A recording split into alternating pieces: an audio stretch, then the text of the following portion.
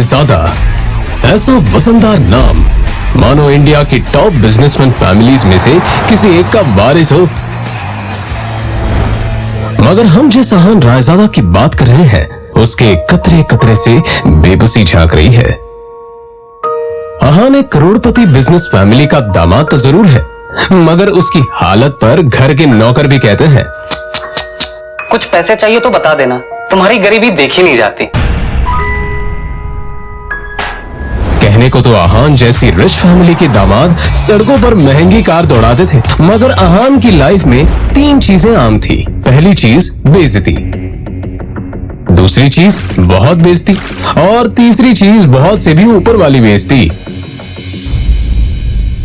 और हाँ, कभी कभी वो किसी रईस को जब अपनी बीवी को एक महंगे होटल में खाना खिलाते देखता था तो वो खुद से कहता था, एक दिन अपना भी टाइम आएगा जब मैं महंगे सूट में ऐसी किसी महंगे होटल में अपनी बीवी शनाया को दर्शन के साथ खाना खिलाऊंगा। जब वो मेरे सीने से लग के एक रोमांटिक डुएट में मेरे साथ रोमांटिक कैंडल लाइट डांस करेगी ना तो वहां बैठे सारे रईसजादों के सीने पर सांप लौटेंगे।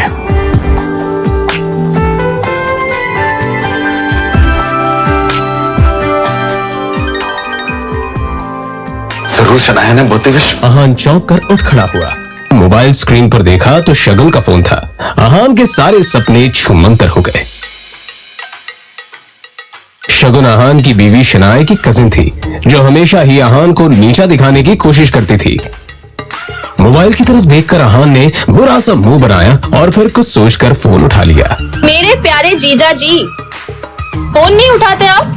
ये वो मैम। अच्छा वो सब छोड़िए, आप एक काम कीजिए, साहू ज्वेलर्स पे मेरा एक नेकलेस पड़ा है, मैंने ओनर को कॉल कर दिया है, वहाँ जाके नेकलेस कलेक्ट करके मेरे घर पे आइए। शगुन, मुझे बैंक जाना है और मैं बैंक जाने का तेवर किसी और को दिखाइएगा जीजा जी। वैसे भी आपको हमारे फैमिली के टुकड़ों पर ही पलना है ना? तो जितना काम कहा जा रहा है उतना कीजिए। और हाँ, नेकलेस के साथ में ओनर आपको 30,000 रुपए भी देगा, वो लेकर मेरे घर पे आ जाइए और 30,000 रुपए में से 1 रुपया भी कम नहीं होना चाहिए, समझे ना? देखो शगुन, आज तक मैंने कभी चोरी नहीं की है। और दूसरी बात यह कि अगर मुझ पर इतना डाउट है तो किसी नौकर को भिजवा के करवा लो। क्या है ना, बहस करने की इजाजत आपको है नहीं, तो जितना काम कहा जा रहा है उतना कीजिए। 1 घंटे के अंदर नेकलेस और पैसे लेकर मेरे घर आ जाइए। और फिर से कह रही हूँ, 30,000 रुपए में से 1 भी रुपया कम नहीं होना चाहिए। बाय। अरे है दीदी को बुलाओ यार, है दीदी।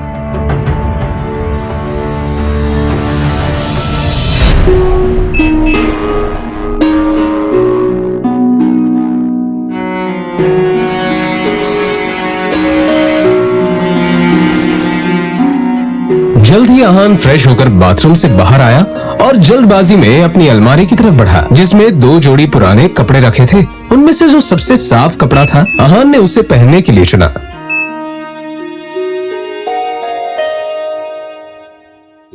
तैयार होकर वो बाहर निकला और जैसे ही सामने देखा तो उसकी सांस यामिनी गिल अपनी कुछ सहेलियों के साथ पार्टी में व्यस्त थी। तभी यामिनी जी की एक सहेली ने अपने सैंडल की तरफ देखकर कहा, यामिनी, ये देखो ना, तुम्हारे आते आते मेरा बेल्ट टूट गया चप्पल का। अब मैं घर कैसे जाऊंगी? अरे इसमें टेंशन लेने वाली कौन सी बात है? तुम पार्टी एंजॉय करो, मैं नौकर से कह दूंगी, वो ठीक करवा कर लाएगा। ना ना, मैं नौकरों पे भरोसा नहीं करती। मेरी चप्पल महंगी है, तू एक बार टूट गई चप्पल तो मैं दोबारा पहनती नहीं हूँ। लेकिन क्या करूँ, घर भी तो जाना है ना। अहान उस तरफ से निकला ही था जब यामिनी जी की नजर उस पर पड़ गई। डोंट वरी, नौकर नहीं है, नौकर से थोड़ा ऊपर ही है, वो तुम्हारा काम अच्छे से करेगा। सुनो, ये चप्पल लो और इसे ठीक करा कर लाओ। तभी यामिनी जी की सहेली ने कहा, यामिनी, ये सब काम दामाद से अच्छा नहीं लगता। अरे तुम इतना टेंशन क्यों ले रही हो? वैसे भी ऐसे ये सब काम करने में बड़ा मजा आता है। तुम लोग को भी कोई काम हो तो बता दे रहा। दामाद है तो क्या हुआ, चप्पल भी ठीक नहीं करा सकता? कुछ तो करे, वैसे भी कुछ करता धरता तो है नहीं। ये बातें सीधा अहान के दिल पर आकर लगी, मगर अब उसे ये सब हमेशा ही सुनने की आदत हो गई थी। उसे याद था कि आज उसका बर्थडे है, मगर ये सिर्फ उसे ही याद था, बाकी किसी को भी इससे कोई मतलब नहीं था। शगुन का काम करने जा रहा। बहस मत करो, जो काम दिया है वो करके आओ। दामाद है तो दामाद की तरह रहो, भिखारी कहेगा। पता नहीं शनाया की जिंदगी में ऐसा क्या लिखा था कि तुम जैसा पति मिला है उससे। और अब यामिनी जी की सहेली ने अहान को उसकी टूटी हुई सैंडल की स्ट्रैप दिखाकर कहा, ये वाली चप्पल ठीक करना है, महंगी दुकान में ठीक करवाना, समझ में आया? कहते हुए उसने अहान का हाथ उठाकर सैंडल उसके हाथ में पकड़ा दिया।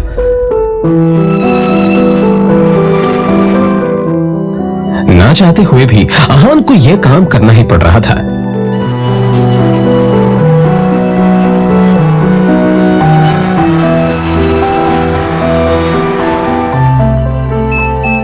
उसके मोबाइल पर उसकी बीवी शनाया ने मैसेज किया।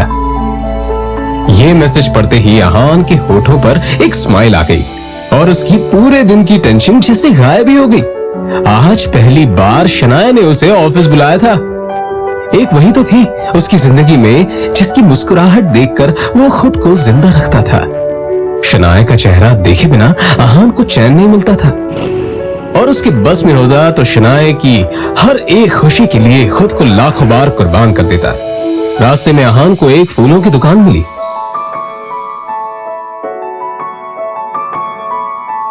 और अपना पर्स निकालकर देखने लगा। उसमें सिर्फ 500 का एक नोट पड़ा हुआ था।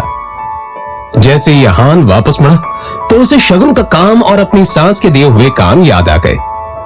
उसने एक नजर घूरकर उस सैंडल की तरफ देखा और कहा, माफ करना आंटीज और सासू माँ, आप लोगों को सादर प्रणाम। पर शनाया से बढ़कर मेरे लिए और कुछ नहीं है। थोड़ी सी डांट सुन लेंगे आपसे।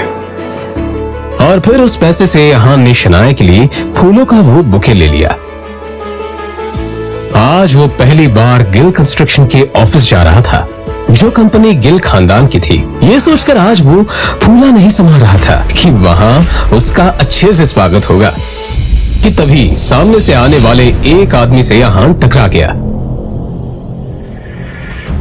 उसका नाम देव मल्होत्रा था।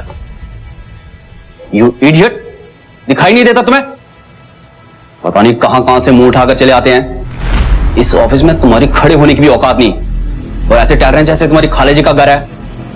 कौन हो तुम? शायद देव मल्होत्रा ने भी उसके बदरंग कपड़ों से उसे नौकर या ऑफिस बॉय ही समझ लिया था। मल्होत्रा ने एक नजर नीचे पड़े बुके की तरफ देखा और फिर उसे अपने पैरों तले कुचल के बाहर निकल गया।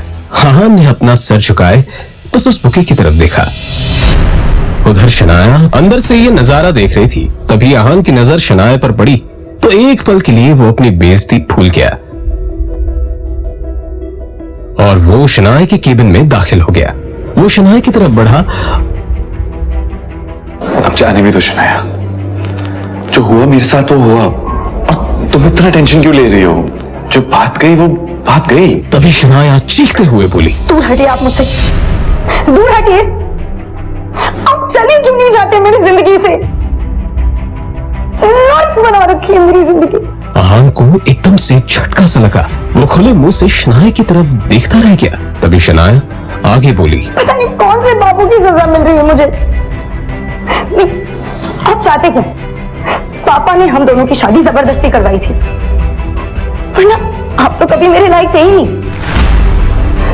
और आज भी आपको पति कहते हुए मुझे शर्म आती। अरे आज तो ड्राइवर नहीं था इसलिए आपको बुला लिया, पर मुझे क्या पता था कि मेरा पति इस काम के भी लायक नहीं है। यहां आकर आपने मेरे सबसे पुराने क्लाइंट मिस्टर मल्होत्रा को नाराज कर दिया है। अब कैसे होगा काम मेरा? आंखों में आंसू लिए शनाया ने आगे कहा, मैं जहां पर भी जाती हूँ आप मुझे बेइज्जती के सिवा और कुछ नहीं दे सकते। सिर्फ एक बदनुमा दाग बनकर रह गए आप मेरी जिंदगी पर। इतना कहकर शनाया केबिन के बाहर निकल आई। तभी रास्ते में पड़े बुके की तरफ देखकर शनाया ने कहा, क्या है ये सब? क्या गंदगी फैला रखी है यहाँ पर? फेंको इसे डस्टबिन में। फूल को अपने पैरों से कुचलते हुए आगे बढ़ गई।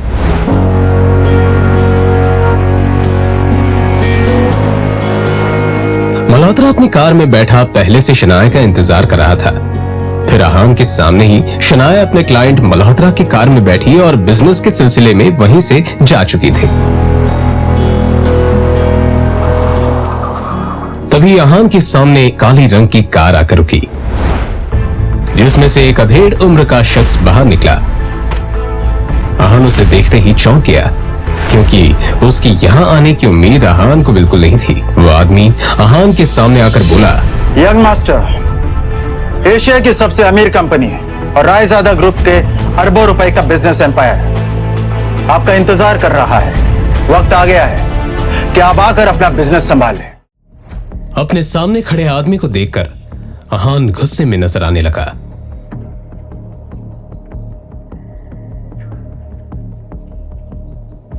मिस्टर विक्रम, आप यहां पर क्या कर रहे हैं? यंग मास्टर, मैं आपको लेने के लिए आया हूं। देखिए, मैं आपके साथ बहस तो नहीं कर सकता, मैं भी आपके पिताजी का एक नौकर ही हूं, पर हां, उन्होंने जो काम बोला है वो तो मुझे करना ही होगा। सीधे पॉइंट पर आइए, पहेलियां बुझाना मुझे पसंद नहीं है। तो मैं आपसे ये कहने के लिए यहाँ आया हूं कि आपके पिताजी आदित्य रायजादा ये चाहते हैं कि आप आकर उनका बिजनेस संभालें। वो इस एशिया का सबसे बड़ा एम्पायर आपको सौंपना चाहते हैं। और आपको लगा कि मैं उनकी बात मान लूंगा? मैं तो उनका बेटा हूं, तो फिर ये सब मुझे क्यों देना चाह रहे हैं? फिर जब मेरी माँ बीमार थी और मैं उनके पास मदद मांगने गया था, वो तो मीटिंग में बिजी थे ना, और उसकी वजह से आज मेरी माँ इस दुनिया में नहीं रही, और इसके लिए मैं उन्हें कभी माफ नहीं करूंगा। तो बेहतर ये होगा कि आप चले जाइए। आहान के इस बात पर विक्रम ने एक लंबी सांस ली और फिर कहा, यंग मास्टर, आप तो जानते हैं आपके पिताजी कितने जिद्दी हैं। वो आपको वापस लाने के लिए किसी भी हद तक जा सकते हैं, किसी भी हद तक। उनके सामने कोई औकात नहीं रखता। वो जब चाहे, जिसे चाहे, जहां चाहे पल में मिट्टी में मिला सकते हैं। लेकिन हाँ, जो आपके साथ हुआ उसे भूल जाए और रायजादा ग्रुप को अपना ले। रायजादा तैयार है आपको वो सब कुछ देने के लिए जिसके आप हकदार हैं। आहान ने जैसे अपना आखिरी फैसला सुनाते हुए कहा, आप यहां से चले जाइए विक्रम, और जाके बता दीजिए कि मुझे उनकी दौलत में कोई इंटरेस्ट नहीं है, और उनकी सारी दौलत भी मेरी मां को वापस नहीं ला सकती। और हां, ये बात गलती से भी बाहर नहीं आनी चाहिए कि मैं रायजादा खानदान से हूं, और रायजादा ग्रुप का मालिक मिस्टर आदित्य रायजादा का बेटा हूं। चलिए। विक्रम उसे जाता हुआ देखता रहा और फिर अपना मोबाइल निकालकर आदित्य रायजादा का नंबर डायल किया। दूसरी तरफ से आवाज आई, मुझे वो किसी हालत में चाहिए। उसके लिए जो भी रास्ता अपनाना है अपनाओ। मुझे आहान हर हालत में चाहिए।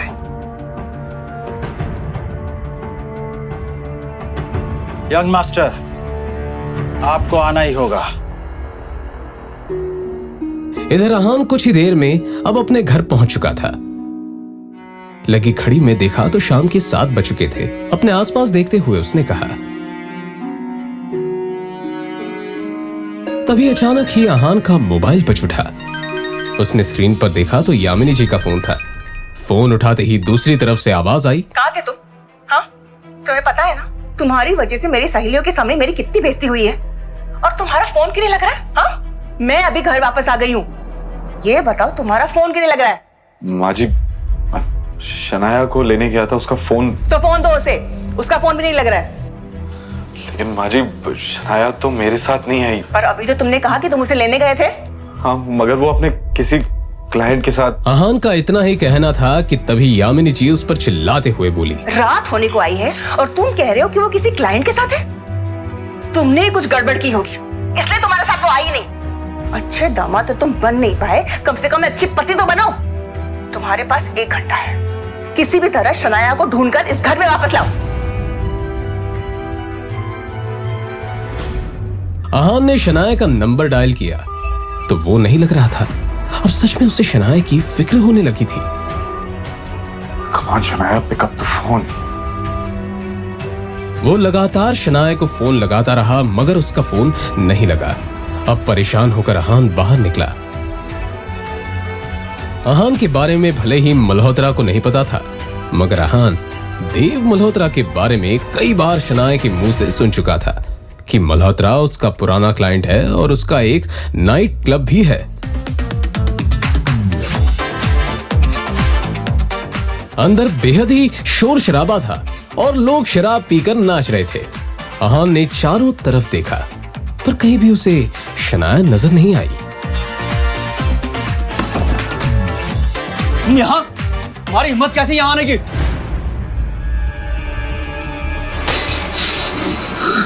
मिस्टर देव मल्होत्रा, मैं शनाया का पति हूं। जी तो कर रहा तुम्हें अभी के अभी जान से मार दूं, पर मेरे हाथ बंधे हुए हैं क्योंकि शनाया को तुम पर बहुत भरोसा है। अब तुम्हारे साथ क्या करना है ये शनाया ही डिसाइड करेगी। आउट।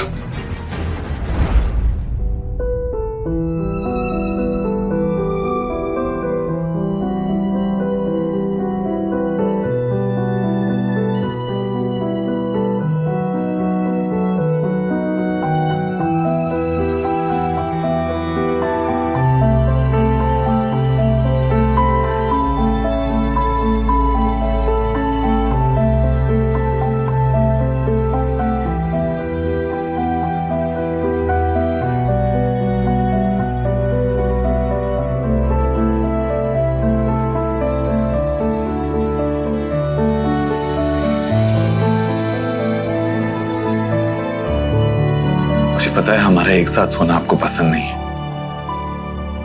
पर आज रात आपको इसी कमरे में सोना पड़ेगा। आप ऐसी हालत में नहीं हो जो मैं आपको अकेला छोड़ दूं।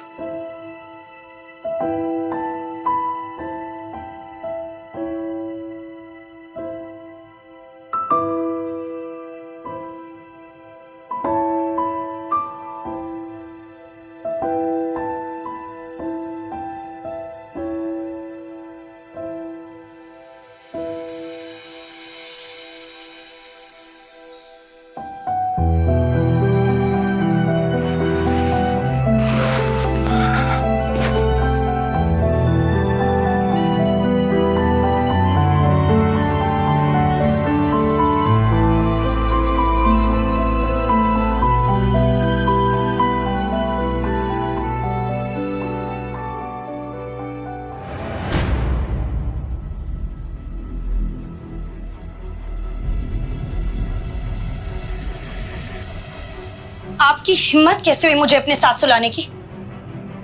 कैसे आई मैं यहाँ? कैसे आई हूं मैं यहाँ? नहीं, एक सेकंड। आपको पता है ना कि मेरा कमरा अलग है, फिर भी आपने अपने बिस्तर पर अपने साथ मुझे सुलाने की हिम्मत की कैसे? नहीं, क्यों किया आपने ऐसा? क्यों? शनाया, तुम कल रात को नशे में थी और मल्होत्रा से बचाकर मैं आपको यहाँ लाया, और आपको इस हालत में देखकर आपको अकेला छोड़ना मैंने सही नहीं समझा, बस इसलिए।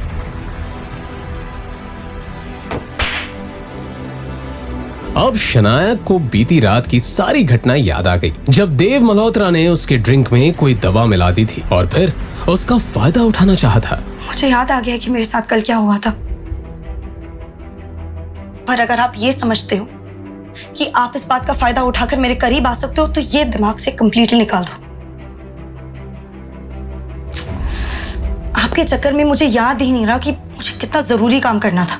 इस मल्होत्रा का तो कुछ करना पड़ेगा। मुझे पता ही नहीं था कि ये इतना घटिया इंसान निकलेगा।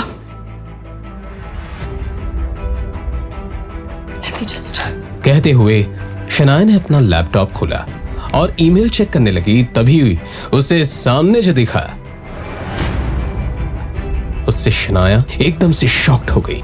वो हैरानी से ईमेल पढ़ते हुए बोली, ये कैसे हो सकता है?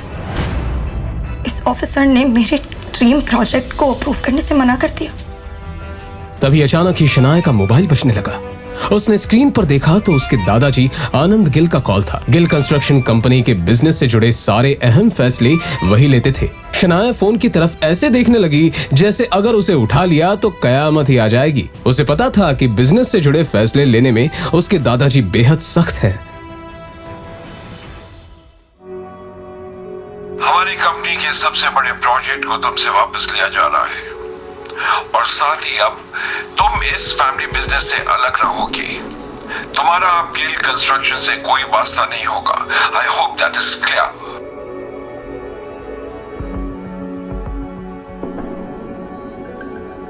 अब ये सब जो कुछ भी है मेरी सरदर्दी है और ये सब मैं खुद ही हैंडल कर लूंगी।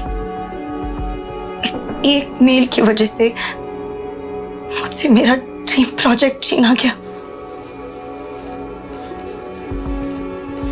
दादाजी ने कहा है कि वो मुझसे प्रोजेक्ट वापस ले रहे हैं और सिर्फ यही नहीं, मुझे कंपनी से भी बाहर किया जा रहा है।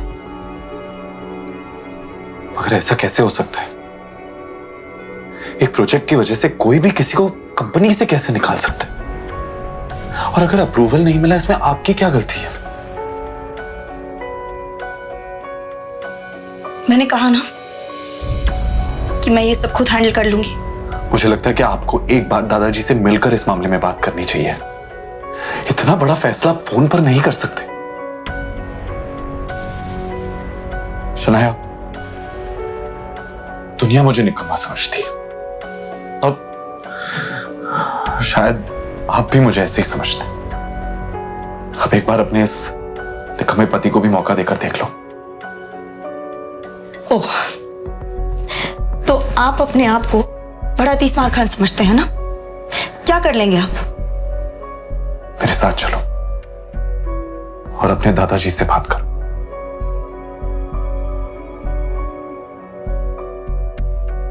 चलो। कुछ ही देर में वो दोनों शनाया के दादाजी आनंद गिल के ऑफिस में थे। Shanaya, Aahan, sit down. देखो शनाया, बिजनेस के मामले में मैं बहुत साफ हूं। मैंने जो फैसला लिया है गुस्से में आकर नहीं और ना ही जज्बात में आकर लिया है। ये नई बिल्डिंग का प्रोजेक्ट गिल कंस्ट्रक्शन का बहुत बड़ा सपना था जो अब तक मुकम्मल नहीं हुआ। Why? दादाजी, I feel like क्योंकि तुमसे ये काम नहीं हो पा रहा। मैंने ये प्रोजेक्ट तुम्हारे कजन शौर्य को दे दिया है। आज से वो इस प्रोजेक्ट को हैंडल करेगा। तुम घर पर बैठकर आराम करो। पर दादाजी, ये प्रोजेक्ट मेरा सपना है दादाजी। मुझे नहीं पता क्या कमी रह गई जो हमें अप्रूवल्स नहीं मिले, बट आई प्रॉमिस यू किसी भी हाल में मैं अप्रूवल्स लेके रहूंगी। दादाजी प्लीज शौर्या को ये प्रोजेक्ट देने से पहले मुझे एक आखिरी मौका दीजिए प्लीज दादाजी। ठीक है, मगर ये काम आज ही होना चाहिए। I hope I am clear on that. जी दादाजी, एब्सोल्युटली।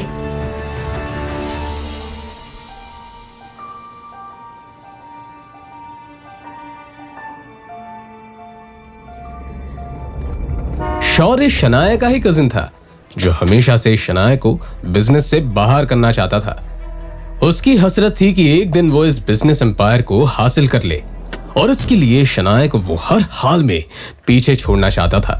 अप्रूवल के लिए आई हो, मगर अफसोस अब कोई फायदा नहीं है क्योंकि उस ऑफिसर को मैंने ऑलरेडी खरीद लिया।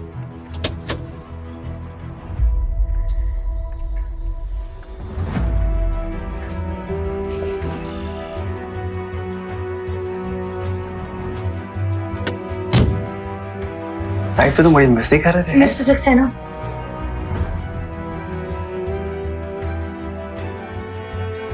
कहिए शनाया जी, कैसे आना हुआ?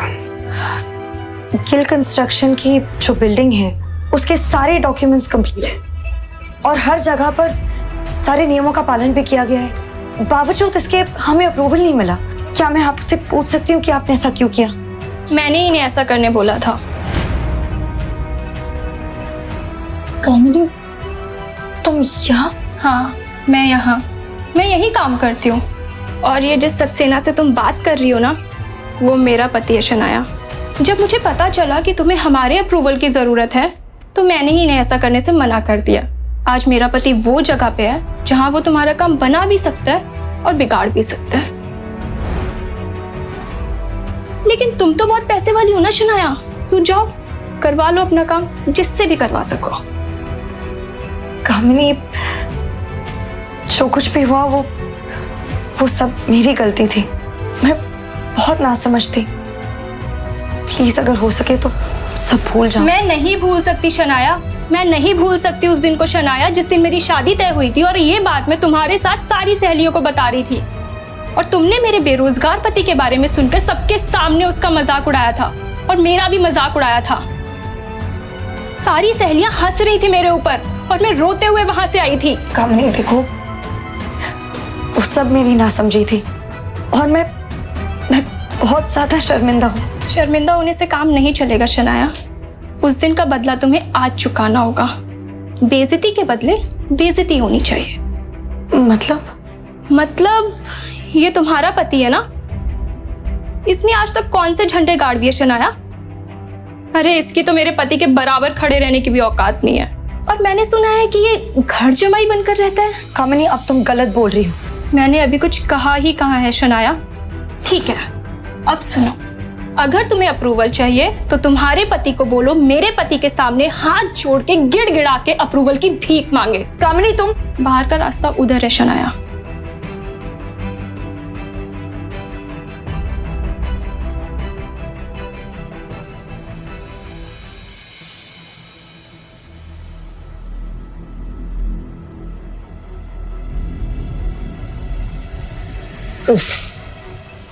शायद काम हुआ नहीं। So sad. अब तो तुम्हें ये प्रोजेक्ट मेरे हवाले करना होगा। और तो और आनंद दादू की नजरों में भी अब तुम किसी काम की नहीं रही। अब तो तुम्हें ये कंपनी भी छोड़नी पड़ेगी। तुम बिल्कुल टेंशन मत लो, मैं हूं ना, मैं सब संभाल लूंगा। तुम बस घर पर आराम करो अपने उस निकम्मे पति के साथ, उसकी बीवी बनकर। और वो तुम्हारा पति कहां रह गया? वापस नहीं आया तुम्हारे साथ?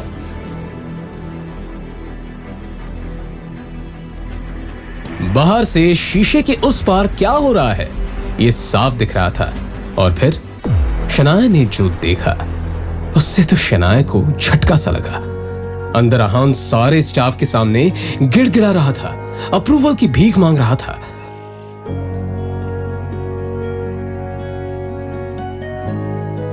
सचमुच बहुत प्यार करता है तुमसे, तुम्हारे लिए कुछ भी कर सकता है। वैसे कहां से मिला तुम्हें ये? खैर मुबारक हो, तुम्हें तुम्हारा अप्रूवल मिल चुका।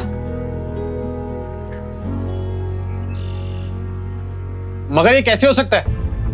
मैंने तुम्हारे पति को पैसे दिए हैं। वो तुम्हें वापस मिल जाएंगे। मेरे लिए मेरा बदला ज्यादा जरूरी था।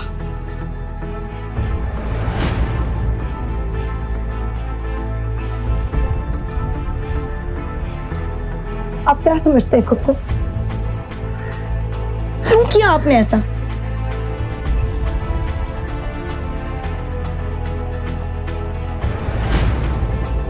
तुझे क्या लगता है कि तेरे ऐसा करने से शनाया को सब कुछ वापस मिल जाएगा?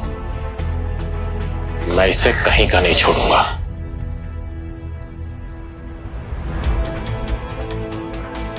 तू क्या? दुनिया में कोई भी शनाया का बाल तक बांका नहीं कर सकता। तो मगर कब तक साथ देगा तो शनाया का? देखता जा, मैं तेरा और शनाया का रिश्ता ही खत्म कर दूंगा। कोशिश कर ले, चल जाएगा।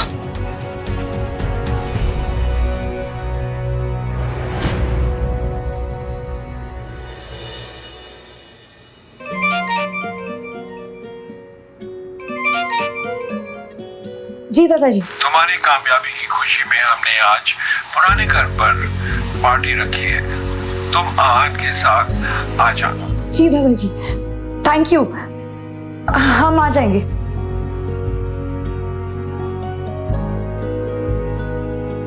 क्या हुआ? वो दादाजी ने पुराने घर में पार्टी रखी है और हम दोनों को बुलाया है।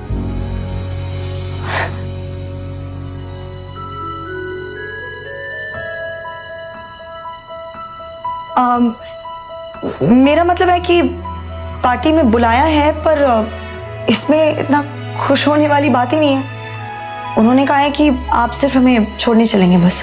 आहान भी अंदर ही अंदर काफी खुश था, मगर उसने ये अपने चेहरे पर जाहिर नहीं होने दिया।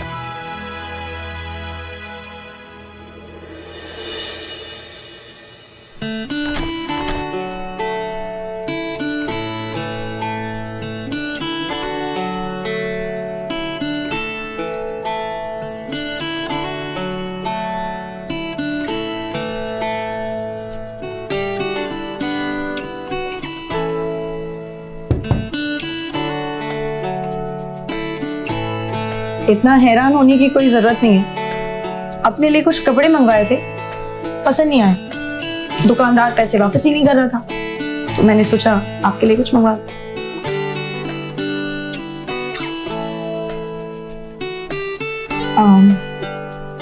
चलते हुए पहन लीजिएगा।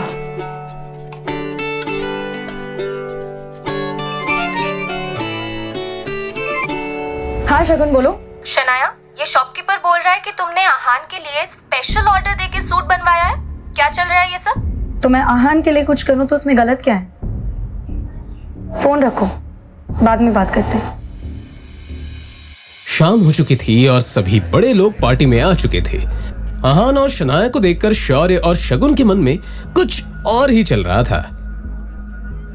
एक काम बोला था मैंने इस आहान को, वो भी नहीं हुआ इससे। आजकल बहुत सर पर चढ़कर नाच रहा है। इसके लिए मैंने खुद कुछ सोच रखा है, कुछ ऐसा जिससे जितनी ये जोड़ी खूबसूरत दिख रही है ना, उतना लोग इन पर थूके। उसके लिए मुझे तुम्हारा साथ चाहिए होगा। इस पार्टी में कुछ तो ऐसा करना पड़ेगा जिससे आहान और शनाया की बेइज्जती भी हो जाए और गलती भी आहान की हो। शौर्य, ऐसा होगा कैसे? इस गरीब सड़क छाप पे इतना महंगा सूट कुछ जम नहीं रहा है। शनाया, वेलकम बच्चा। Aahan, welcome to the party. Come let's have a drink. आ जाओ। शनाया भी पता नहीं आजकल इसे कुछ ज्यादा ही भाव देने लग गई है। पता नहीं क्या हो गया ऐसे। सही कहा, आजकल कुछ ज्यादा ही उछल रहा है। अब देखो मैं क्या करता हूं।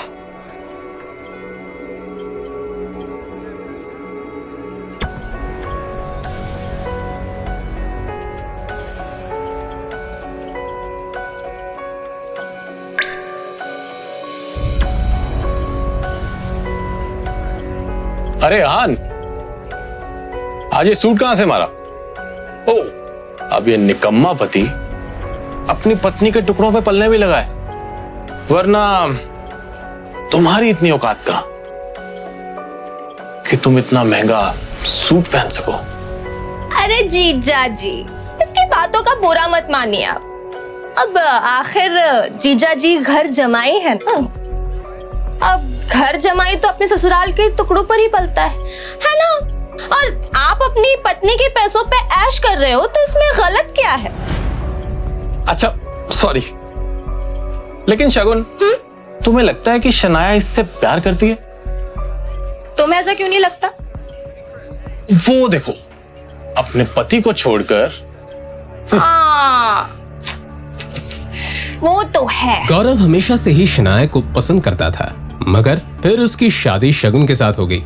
बावजूद इसके गौरव अब भी कोई मौका नहीं छोड़ता था, इसलिए अब भी वो उस पर ट्राई करता रहता था। हाँ, ये बात अलग थी कि शनाया गौरव को जरा भी भाव नहीं देती थी। कम से कम आज के दिन तो शनाया को अपने पति को अकेला नहीं छोड़ना चाहिए था। जीजा जी, ओ छोड़िए ना, चलिए हम एंजॉय करते हैं। नहीं मैम, शराब नहीं। अरे कम ऑन आहान, कभी कभी ऐसी पार्टीज में ये सब चलता है। पी भी लो। अरे लो यार, P low. That's like a good boy. ओ जीजा जी, हमारे ग्लास से नहीं पियेंगे? इतना भेदभाव? चलिए come on finish it. Come on come on come on. You have to do this, you have to do this. Come on, come on. Bravo, जीजा जी।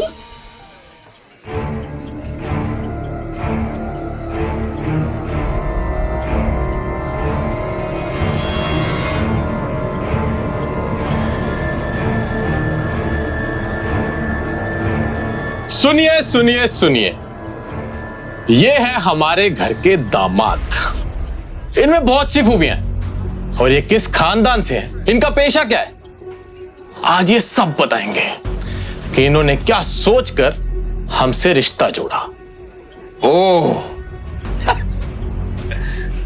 तो तुम दोनों ने इसीलिए मुझे शराब पिलाई। अब अगर इतनी जिज्ञासा हो ही रही है तो सुनो। साले साहब, पहले आपसे शुरू करते हैं। तुम ना एक नंबर के लालची और खुदगर्ज इंसान हो। गिल कंस्ट्रक्शन के भाग दौड़ को हासिल करना चाहते हो और इसीलिए तुम शनाया को अपने रास्ते से हटाना चाहते हो। अरे तुम तो हमारा रिश्ता भी तोड़ना चाहते हो। ये क्या बकवास कर रहे हो? चुप, बिल्कुल चुप, मेरी बात खत्म नहीं हुई अभी तक। हाँ, तो तुम इस बिजनेस को हासिल करने के लिए तरह तरह की चालें चलते हो। अपने बाप नीरज गिल के साथ मिलकर दादाजी की चपलूसी करते हो और उन्हें शनाया के खिलाफ भड़काते हो। Stop it. आखिर ये हो क्या रहा है यहाँ? दादाजी। वैसे भी दादाजी, आपका क्या कहना? दिखाने को तो आप शनाया को मौका देते रहते हो, लेकिन अंदर ही अंदर आप शौर्य को ज्यादा चाहते हो। इसीलिए तो आपका हर एक फैसला शौर्य के हक में और शनाया के खिलाफ होता है। You are disgusting. जाओ यहां से। आहान, अपनी हद में रहो। ये हमारे दादाजी हैं। तुमसे उम्र, रिश्ते और औहदे में सबसे बड़े हैं। शगन, ओ शगन, तुम्हारी कमी थी। क्या है, मुझे पता है कि शनाया के खिलाफ तुम और शौर्य अब एक हो चुके हो। आखिर तुम शौर्य के चाचा की बेटी जो हो। अंदर ही अंदर तुम एक दूसरे के बारे में जो भी कहो, पर जब बात शनाया की आती है, मुझे पता है कि तुम दोनों एक हो जाते हो। इसीलिए मुझे शराब पिलाई ताकि तुम मेरी बेइज्जती कर सको, है ना? पर तुम लाख कोशिश करो, मैं शनाया के साथ हूं और मेरे होते हुए शनाया का कोई कुछ नहीं बिगाड़ सकता। सच कहूं, शौर्य, तो एक शनाया ही है जो तुम सबसे ज्यादा टैलेंटेड है। सबका ख्याल करती है, सबका फिक्र करती है, लेकिन भेदभाव भी उसी के साथ हो रहा है। अपनी ये बकवास बंद करो। ऑलरेडी बहुत बेइज्जती करवा चुके हो तुम।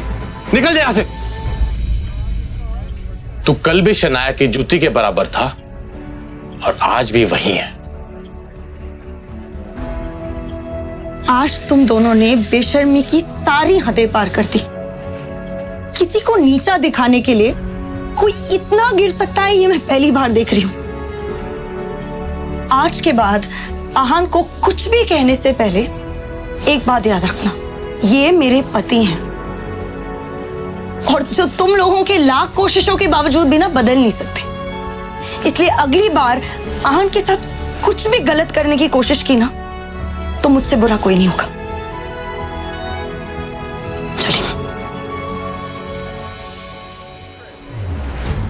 ये सब क्या है शौर्य? ये आहान हमारे खानदान पर धब्बा बन चुका है आंटी। और ये शनाया, ये इसी के साथ रहना चाहती है। हाँ, लेकिन हम कर भी क्या सकते हैं? शनाया के पापा ने इस मुसीबत को हमारे गले बांध दिया है। कर सकते हैं, हम बहुत कुछ कर सकते हैं। अगर आप चाहें तो हम इनका रिश्ता भी खत्म कर सकते हैं। रियली? मगर कैसे?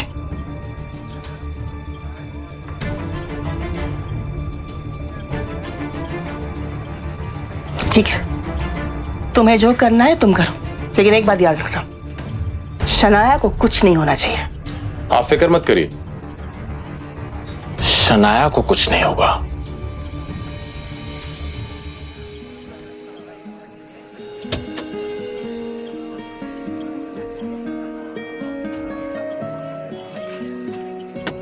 आज जो कुछ भी हुआ है उसे भड़काने में जरूर शौर्य और शगुन का हाथ है, मगर जो भी हो, आखिरकार आहान के दिल में छुपी हुई फीलिंग्स तो सामने आ गई।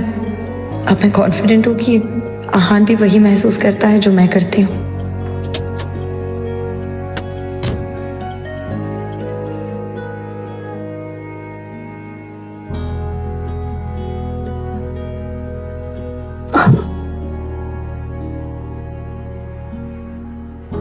मैं आपसे बहुत प्यार करता हूँ। सॉरी, जो भी हुआ ना उसमें मेरी कोई गलती नहीं।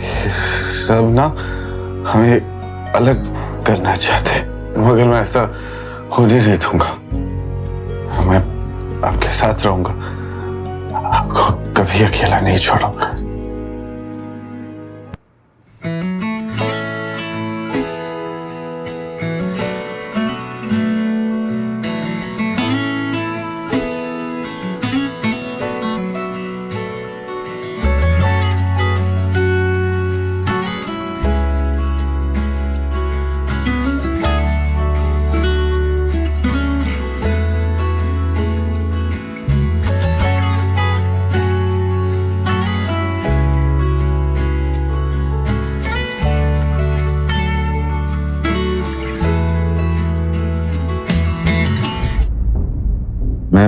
मैं यहाँ कैसे आया? क्या हुआ है मेरे साथ? कल रात को काफी ज्यादा हो गया था। अब मैं शनाया को कैसे फेस करूंगा? खैर, देखा जाएगा।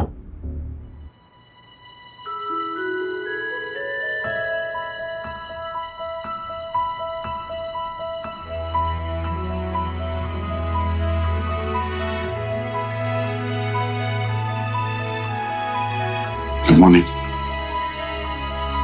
कल रात जो भी हुआ उसके लिए मैं बहुत शर्मिंदा हूँ। कल रात को आपको फिर से मेरी वजह से तकलीफ हुई, उसके लिए हो सके तो मुझे माफ कीजिए। कल रात के लिए I am really sorry. Coffee तो ले लो।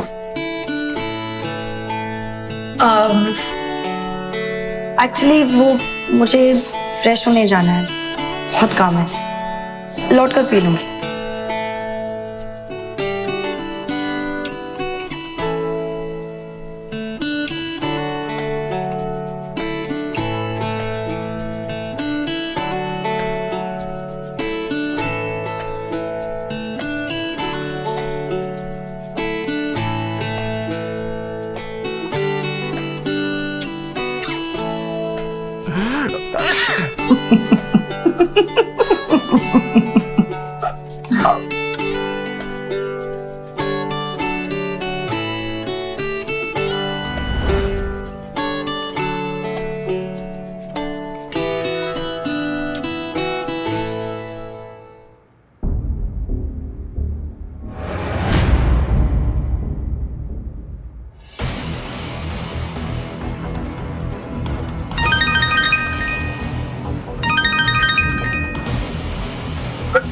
विक्रम बोल रहा हूँ। अब आप क्यों फोन कर रहे हैं? अपने फैसले के बारे में क्या सोचा है यंग मास्टर? मैंने आपसे कितनी बार कहा है मेरा पीछा छोड़ दीजिए, मुझे बार बार फोन मत कीजिए। मैं नहीं चाहता कि कोई भी जाने कि मैं एक अमीर ज़ादा हूं। ये बात सीक्रेट ही रहनी चाहिए।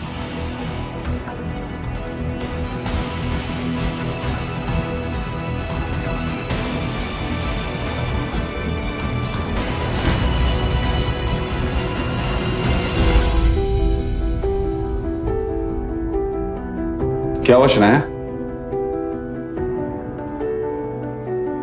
हाँ, वो कल रात को जो हुआ इसलिए। इट्स ओके, मुझे ऑफिस जाना है, इसलिए बार बार एक ही बात करना बंद कीजिए प्लीज।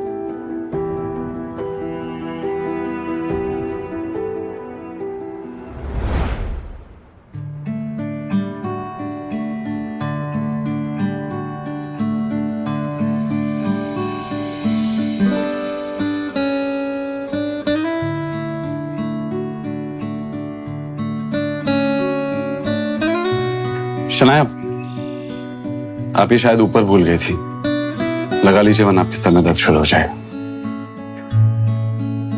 दोनों अपने मंजिल की तरफ निकल पड़े। वो मैं सोची थी कि क्यों ना मैं इस बाइक से ही चलूं, ट्रैफिक में आसानी हो जाएगी ना।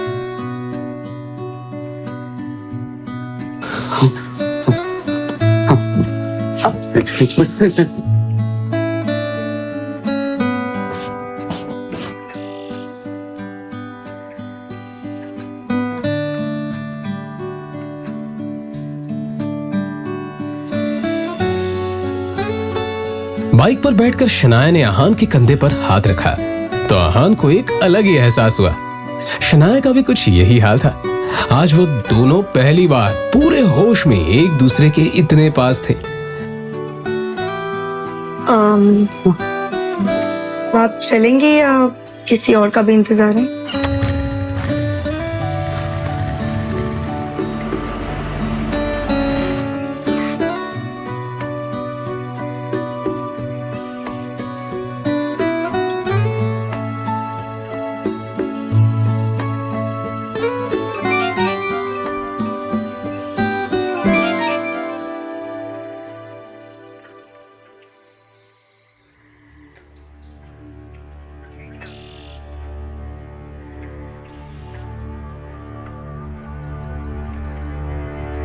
शनाया के पापा के एक्सीडेंट की खबर सुनकर आहान की भी वही हालत खराब हो गई, क्योंकि एक वही तो थे उनकी जिंदगी में जिन्होंने आहान पर हमेशा विश्वास किया था।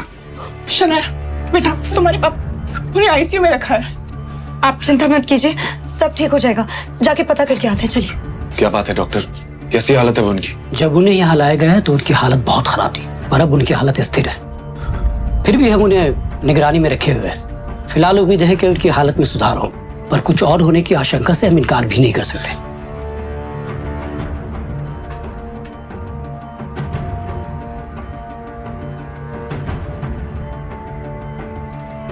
आहान, शनाया और यामिनी जी का पूरा दिन कश्मकश में बीत गया।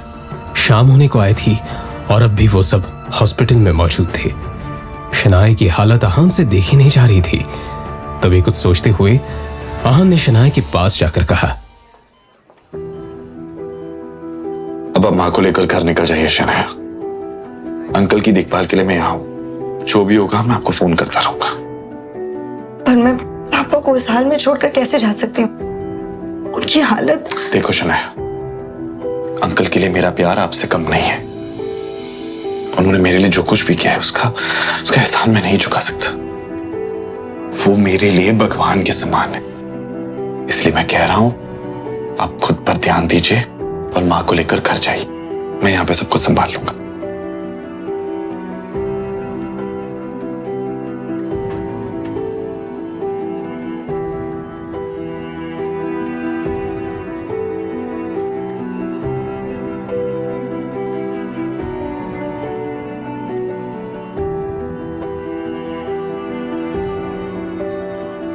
कुछ ही देर में शनाया अपने कमरे पर और यामिनी जी अपने घर पर थी।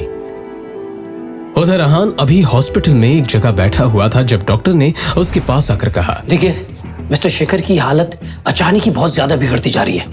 जल्दी उनको ऑपरेशन करना होगा। डॉक्टर, आपने तो कहा था उनकी हालत स्थिर है, फिर अचानक क्या हो गया? इस बारे में हम कुछ भी ठीक से नहीं कह सकते, मगर उनका ऑपरेशन जल्दी नहीं किया गया तो उनकी जान को खतरा है। तो फिर डॉक्टर आपको किस बात का इंतजार है? आप ऑपरेशन शुरू कीजिए। ओके फाइन, मगर कुछ डॉक्यूमेंट्स है जो आपको भरने पड़ेंगे और साथ ही जाकर बिल काउंटर पर आप जाकर 15 लाख जमा करा दीजिए। मैं ऑपरेशन की जाकर तैयारी करता हूँ। ओके। 15 लाख की बात सुनते ही आहान टेंशन में नजर आने लगा। उसने शनाया को कॉल करने के लिए फोन निकाला ही था कि तभी उसके सामने विक्रम खड़ा दिखाई दिया, जो आहान की तरफ देखकर मुस्कुरा रहा था। उसे देखते ही आहान के दिमाग में ढेर सारे डाउट्स आ गए और वो विक्रम के पास जाकर बोला, आप यहाँ पे क्या कर रहे हैं? वैसे शनाया पैसे का इंतजाम आसानी से कर लेगी, लेकिन आपने ये सोचा है यंग मास्टर कि ये सब अपने आप कैसे हो गया? यह एक्सीडेंट तुम्हारे पापा के कहने पर ही करवाया गया है। आपकी हिम्मत कैसे हुई ये करवाने की? आदित्य रायजादा की हिम्मत इतनी ज्यादा है कि उनके एक इशारे पर शेयर मार्केट हिल सकता है। ये तो एक मामूली सा एक्सीडेंट है। ये आपने सही नहीं किया और इसकी कीमत आपको चुकानी ही होगी। बस 15 लाख की तो कीमत है और मैं वो पूरी देने के लिए तैयार हूं। रायजादा ग्रुप को अपना लो। वैसे भी इस कंपनी के सामने 15 लाख ऊंट के मुंह में हीरे समान है। ये पैसे तो तुम्हें देने ही होंगे, लेकिन अंकल के एक्सीडेंट का हिसाब मैं बाद में लूंगा, लेकिन तुम्हारी बात कभी नहीं मानूंगा। वैसे भी अगर मैं तुम्हें पैसे ना दूं तो तुम्हारा काम रुकेगा नहीं। शनाया है तुम्हारे पास, क्यों? लेकिन सोचो, अगर शनाया को यह पता चल जाए कि रायजादा खानदान के साथ ताल्लुक होना ही इस एक्सीडेंट की वजह है, तो क्या वो तुम्हें माफ करेगी? हाँ? तुम्हारा ये जो रिश्ता है धीरे धीरे सही हो रहा है, वो पूरी तरह खत्म हो जाएगा। सच में विक्रम ने बड़ी ही शातिर चाल चली थी और आहान को यह अफसोस हो रहा था कि अभी तक वो इस साजिश को समझ क्यों नहीं पाया था। और हाँ, तुमने अगर ना की तो तुम जानते हो अपने पिताजी को, ये सब यहां नहीं रुकने वाला। शनाया भी है ना। अब ऐसा कुछ नहीं करेंगे जिससे शनाया या उसकी फैमिली और मुसीबत में है। मैं आपकी बात मानने को तैयार हूं, लेकिन हाँ, ये बात बाहर नहीं आनी चाहिए कि मैं कौन हूं, और ये सब मेरी वजह से हुआ है।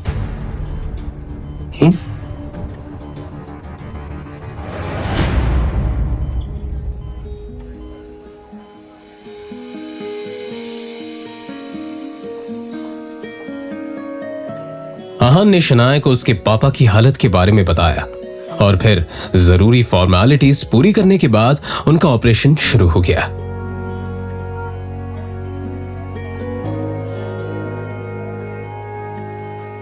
कुछ देर में डॉक्टर ने खबर सुनाई थी कि अब शेखर की हालत ठीक है।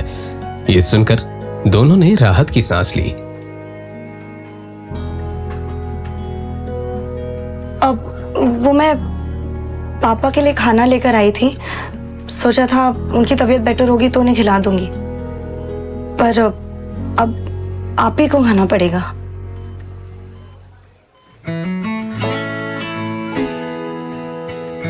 अब भिंडी की सब्जी है। आहान को सच में भूख लगी थी। उसने टिफिन खोला तो अंदर भिंडी की सब्जी रखी हुई थी जो आहान को बहुत पसंद थी। तभी उसे शनाया की बात याद आई कि उसने खाना पापा के लिए बनाया था, मगर उसके पापा शेखर को तो भिंडी से सख्त नफरत थी। मतलब साफ था कि शनाया ने ये खाना आहान के लिए बनाया था। पापा, मैं देखा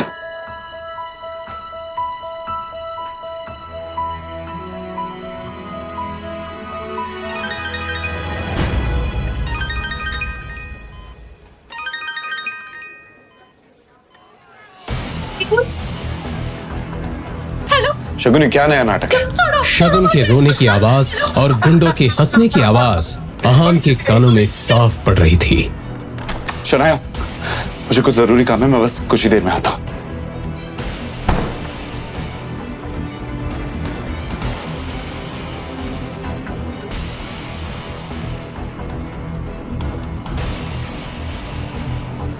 अचानक हुए इस हमले से आहान खुद को संभाल नहीं पाया। अपनी नाक पर पड़े बंधन से आहान ने निकलने की पूरी कोशिश की थी, मगर अंत में उसका शरीर ढीला होता गया और आहान बेहोश होकर जमीन पर गिर पड़ा।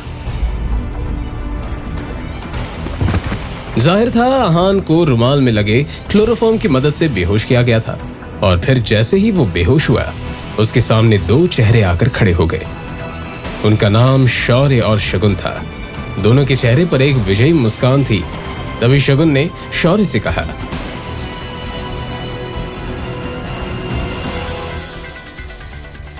इसके बाद क्या हुआ कुछ पता नहीं चला। अगली सुबह जब आहान की आंख खुली तो उसे अपने कमरे में पाया। मैं कैसे आया?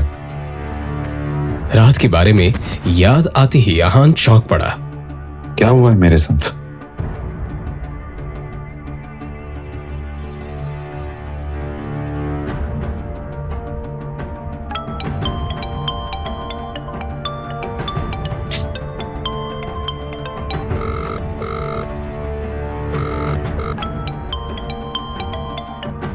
हेलो शगुन, ये क्या खेल चल रहा है? कहाँ हो तुम? मैं जब मल्होत्रा के यहाँ पहुंचा तब वहां तुम नहीं थी, और फिर मुझे किसी ने बेहोश कर दिया, और अब मैं अपने घर में उठाऊं। सच सच बताओ, मेरे साथ क्या हुआ? सस्ते नशे करने की आदत पड़ गई है क्या आपको जीजा जी? देखिए, मैंने आपको कहीं नहीं बुलाया। मैं तो शहर से बाहर हूँ यार। देखिए जीजा जी, मैं बहुत बिजी हूँ। आपकी फिजूल की बातों के लिए मेरे पास बिल्कुल वक्त नहीं, ठीक है? फोन रखिए। इतना कहकर शगुन ने फोन काट दिया। तभी उसके मोबाइल पर शनाया का मैसेज आया। इस मैसेज को पढ़कर आहान ने एक लंबी सांस ली, और फिर उसकी मोबाइल पर विक्रम का फोन आया। फोन उठाते ही विक्रम ने कहा, अब आप अपना काम शुरू कर सकते हैं। बाद आपके रहने के लिए रोजवुड स्प्रिंग में एक घर बुक कर दिया। आप जाकर देख सकते हैं, मगर उस कार्तिक कोहली से बचकर रहना। वो बहुत ही चालाक है और अपना काम निकालने में काफी माहिर। रोजवुड स्प्रिंग के बारे में आहान ने बहुत सुन रखा था। एक फ्लैट की कीमत भी वहां 50 करोड़ से कम नहीं थी। उसे याद था कि शनाया को यह जगह बहुत पसंद थी।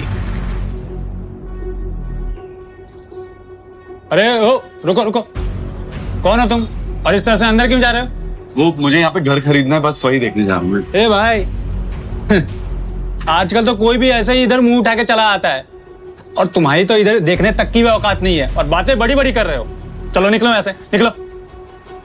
एक तो किसी के कपड़े देखकर उसे जज करना गलत बात होती है, और यहाँ हर गेस्ट के साथ आप ऐसी बात करते हैं क्या? मुझे जाने दीजिए। अरे जाओ जाओ, निकलो, अपनी गाड़ी लेके निकलो, चलो। और फिर इस तरह से उनके बीच बात काफी बढ़ गई। आहान उसको थप्पड़ मारने ही वाला था कि तभी पीछे से एक आवाज आई। सर। आहान ने पलटकर उस तरफ देखा तो रोजवुड स्प्रिंग का मालिक कार्तिक कोहली खड़ा हुआ था। कार्तिक कोहली उन गार्ड्स के नजदीक आकर बोला, सर, इन्हें माफ कर दीजिए। इनकी तरफ से मैं आपसे सॉरी बोल। शायद तुम गेस्ट से बात करने की तमीज भी भूल चुके हो। तुम्हें पता भी है सामने कौन खड़ा है? Sorry sir. निकलो, आउट। इतना कहकर कार्तिक कोहली आहान को अंदर ले गया। इन्हें मैं कौन हूँ ये बताने की कोई जरूरत नहीं है। बस इन्हें ये पता होना चाहिए कि अगर कोई गरीब भी यहाँ पे आ जाए ना, तो उसके साथ भी सलीके से पेश आना चाहिए। जी जरूर। अब वैसे मुझे पता था आप यहाँ आने वाले हैं, बस इन्हें बताना भूल गया। वैसे मैंने आपके लिए लंच का इंतजाम किया। चलिए जरा हमें भी मौका दीजिए। आपका ये रोजवुड स्प्रिंग्स काफी पॉपुलर हो रहा है, पर मुझे लगता है अगर इस पहाड़ी इलाके में इसका एक्सपेंशन हो पाए ना, तो ये जगह देश भर में मशहूर हो जाएगी और बड़े बड़े लोग आकर खरीदारी करना पसंद करेंगे। आप सही कह रहे हैं मिस्टर रायजादा, मगर क्या है कि इसके लिए बहुत सारे पैसों की जरूरत हो, जो फिलहाल तो मेरे पास नहीं है। अगर आप चाहें तो इस प्रोजेक्ट में मैं इन्वेस्ट कर सकता हूं। ये तो मेरे लिए बड़े नसीब की बात होगी। मुझे आपका ये फैसला मंजूर है। और फिर इस तरह से यहाँ एक डील फाइनल हो गई। कार्तिक कोहली बहुत ही खुश था। तो ठीक है, मैं चलता हूँ। अरे मिस्टर रायजादा, बाहर धूप बहुत है, आप मेरी गाड़ी लेकर जाए प्लीज।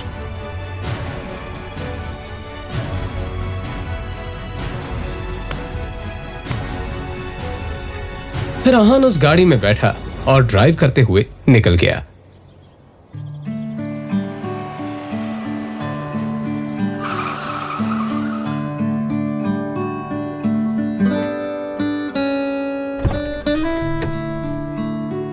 इधर आहान अब शनाया के ऑफिस के बाहर पहुंच चुका था।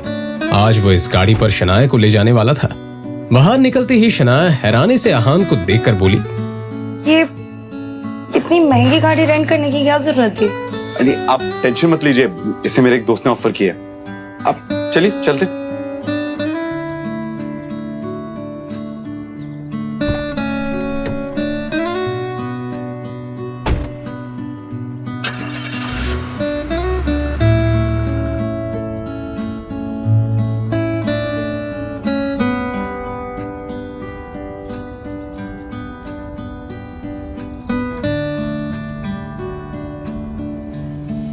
उनके बीच अभी खामोशी ही थी जब अचानक ही अहान के मोबाइल पर कोई मैसेज आया। अहान ने एक हाथ उठाकर देखा तो शौर्य का मैसेज था। उस मैसेज को खोलते ही अहान का हाथ लड़खड़ा गया। क्या हुआ? कुछ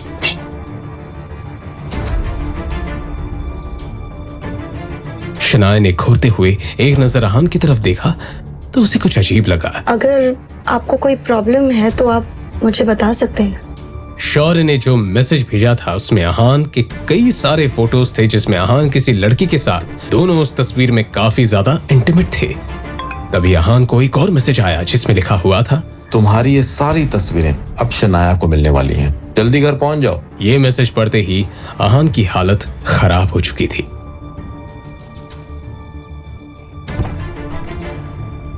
वही रुक जाओ। अब इस घर में कदम रखने की हिम्मत भी मत करना। आज तक तुम सिर्फ एक धब्बा थे, आज कलंक बन चुके हो।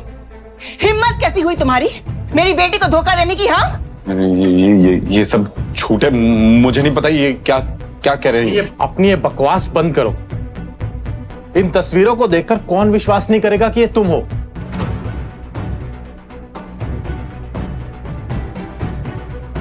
कहते हुए शौर्य ने मोबाइल शनाया के हाथों में दे दिया। शनाया हैरानी से सभी फोटो देखे जा रही थी। उसकी आंखों में आंसू आ चुके थे। एक नजर शनाया ने अहान की तरफ देखा तो अहान ने कहा, ये झूठ है, ये सब है ना हमारे रिश्ते को खत्म करने की कोशिश करें। मुझे नहीं पता कि ये तस्वीरें कहां से आई है, कैसे आई है, सब झूठ कह रहे हैं ये सब। अच्छा, तो सच क्या है तुम ही बताओ ना। पैसे के लालच के लिए तुमने शादी तो कर ली, और हाँ, तुम कौन से रिश्ते की बात कर रहे थे? वो जो अब तक बना ही नहीं। शनाया आंखों में आंसू लिए सभी के चेहरे की तरफ देखे जा रही थी। शनाया, सामने डिवोर्स पेपर्स रखे हैं, चुपचाप साइन करो। अब इस आदमी के साथ मैं तुम्हें 1 मिनट के लिए भी बर्दाश्त नहीं कर सकती हूँ। फिर एक बार शनाया ने अहान की तरफ देखा। उसकी आंखों में आंसू देखकर अहान का दिल जोरों से धड़कने लगा।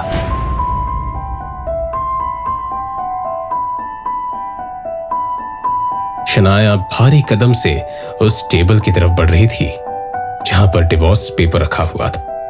ये देखकर अहान का दिल जोरों से धड़कने लगा।